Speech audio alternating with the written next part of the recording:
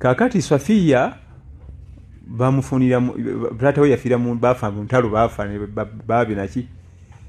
nabbi najja kimanya nti mu bawambi mulimu omuwala mu mbeja naye bwana fumbiro bana abaami ababulijjo ajja nga omanyi omukyala bayagala nnyo class nabbi namuwa ekitiibwa n'asalawa muwoowe ave mu first family adde mu first family ave mu royal family adde muki mu royal family ntegereka asigale nga awulira nti mukyala muki muzito bamutanga Safiya binti Huyayi mu bakyala ba nabbi yali abakulembera mu beautiful yali mukyala nga mubalagavu nnyo ena beauty nga yamaanyi nga ne bakyala banne beeraliikirira olwa beauty gye yayina nga balaba tebayinza sigaza musajja bamutanga Safiya binti Huyayi bwe yali agenda okukola hijja sallallahu alaihi wasallama emu gye yakola yatwala bakyala be bonna 9 kubanga mu kaseera ako yalina 9 naye jjukira nti family ya nabbi ye first family erabirirwa bonna baprovidingira ensolo zibagenda otambulirako ebyokulya na buli omu amulabirira Safiya binti Huyayi yafuna omukisa tegwali mulungi ensolo gye bamuwa yali nkadde baba mu ddungu bakatambula kilometers nga 2 babuzayo 4 ensolo ya Safiya ne collapsinga nefa yakola kusinga baduka kitegeeza kikufuna biwundu kukukasuka eri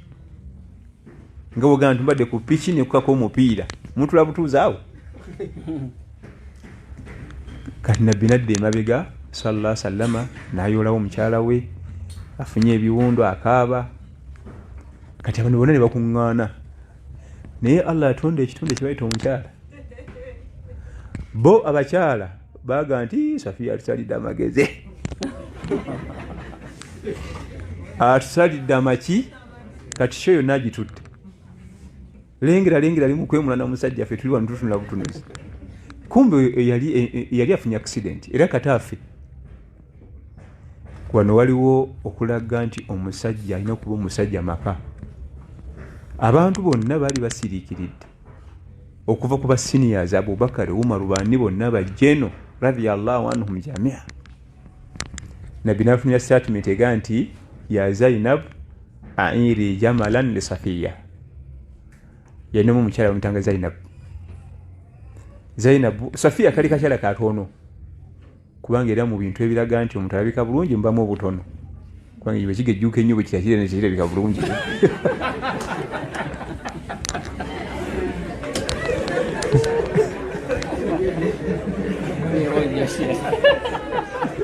niwebeera nyumba niwebeera ki nyumba oguzimba nga nyaato oguki Zainabu sembeza wano engamiyayo mugenda tulako bameka kwa ne Zainabu kali katonotono Zainabu n'agenda ateekawo statement eyanyiza omukulu sallallahu alaihi wasallam n'agenda yoka amazzi aga firiji kubanga nga bakubanga si lwali lukolera yamugamba nti orakibu yahudi yataki nze nteke kuno muyira yawo sebo mukulu ngazi kusanze nze nkwata akayuda yako mbukateke kuyange nasiga ensolo n'avaawo ye mulaga nti sisobola olwedde katubyeko na dasho ekigambo ekyo kyali kizitowa nnyo kigambo omukulu mu lujjudde kyali kinene nnyo teri yanyega basiniyazi bonna wewonya bogerere waliwo siniya Abubakar waliwo Umar waliwo Sulaiman waliwo Ali mbamanyi obuzito bwa mu umma teri yavaamu kigambo neki first family agomaka tegayingirwamu muleke omukulu agemalire tulifenna nasirika tiyaddamu sallallahu alaihi wasallam nasirikira natula ku ttaka Aisha nasika ensolo nagisembeza yamugamba nti Safiya nti tula tugende ne Aisha yali mutono amakulu abatonotono basobola otula babiri ku nsolo abanene tebasobola kutulako kati bamuzekamu kyawo abakyala bagambi okubyewo dda anti tebagala bagamba facts sento zijaweka kakati mu byonna kyenjagaddemu wano omukulu yanyiiga sallallahu alaihi wasallam ate ekyo ng'okitadde ku mabbali weewuunya okumanya abakyala si bangu eyayogera ekigambo ekyo gwe yakigamba akimanyi nabbi wa Allah tolowooza nti yali takimanyi gwakigamba akimanyi nti nabbi wani yakimuweereza ne gye buli eno era osanga tombulira kamalaayako kyokka akimanyi mukyala muwoowe tombulira tonyumiza kamalaayako wano nze omukyala gw'oyita malaaya muwoowe tuli ffenna naye nabbi sallallahu alaihi wasallama yayiwako amazzi ku busungu ne butayitamu kyekikubirizibwa kufa ku baami naye yamunyigira okumala emyezi 4 nga talinnyayo okumala emyezi emeka naye nga makinga sure era ng'abuuza abakozi Zainabu afunye ekyokulya Zainabu mulamu yeetaga ddwaliro ng'abeera abuuza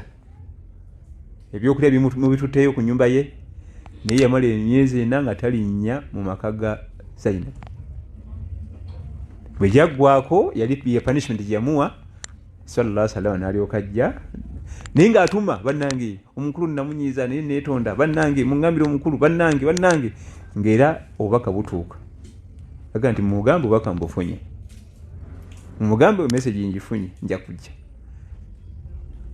bali bagenda mu safaari kubanga nabbi sallallahu alaihi wasallam tugende yagenda n'abakyala be bonna bameka 9 naye weewunye era ebisanja ne mu safaari yabigabanga kubanga bagumbanga akafu bagenda osula nga babakubira tent era wagundi ne basimbula enkya ne bagenda ne bakuba tent kino ekiro kyagundi ne basimbula ne okutuuka naye ye teyamuwa kisanja kye mu safaari yonna teyalinnyako mu tenti ya mukyalo eyo Zainabu bayitanga Zainabu binti Jahshi eyo munyenye ye Makka mukyala azaalibwa Makka oyo Zainabu binti Jahshi radiyallahu anha gamba nabbi sallallahu alaihi wasallam nti nze sinza kuteeka kayuda yako ku nsolo yange gwomanyi n'akayuda yako oba musigala mu ddungu mwe mumanyi ate nga nabbi sallallahu alaihi wasallam tayinza kuteeka mukyala ku yiye eriko administration namba office nokiri bano babuuza bino ab'ebibuuzo bya hijja umura biki nga tayinza muteeka ku yiye eri bize n'ebibuuzo naye kyenjagadde mu kissa eyo nabbi sallallahu alaihi wasallam yasalawo oluyombo aliweka amazzi agakola ki agannyogoga era niwe yamusonyiwa nga wese emyezi 4 buyadda tiyabinyegako yamugabo genti punishment ye yabadde yabiri biwayogera naye kati chapter closed kati moving on